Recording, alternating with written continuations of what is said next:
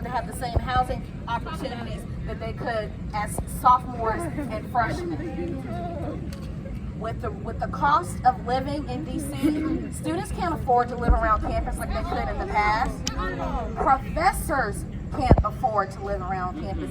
I had a professor who had classes 3 times a week on Tuesdays and Wednesdays and Thursdays. He would take the train up from Richmond, stay with family the 3 days that he had to teach, and then go back home to Richmond to his wife because it's too expensive to live here. If that's the reality of professors, of folks that have gotten their degrees, of folks that are supposed to be being paid well by Howard, but they're not. Exactly. Not getting paid anything, actually. Let's talk about how they're commuting from other states and not getting paid at all. Let's talk about how SLC don't have a building.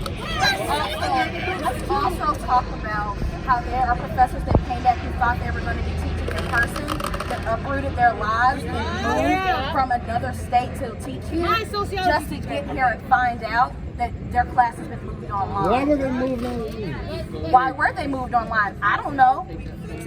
Let's also figure out why they have not been granted their reappointment letters. When the classes that you register for, when you see that there's not a name next to the class and it's just blank, there's no professor, so you're registering for a class and have no idea where the class is going to be, who the professor is for the class, and it switches last minute, that's why. They don't know who the professor's going to be yet.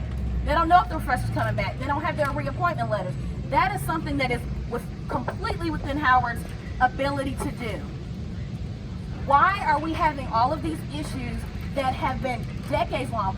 Let's stop using COVID as an excuse. Right. That have been happening long before It's a COVID. scapegoat. There are folks that have, like myself, who have left Howard and come back and are still dealing with the same shit. There are alumni who teach here Why now. are there still there are alumni that teach here now that are still dealing with the same, we're still dealing with the same things that they were dealing with. Right.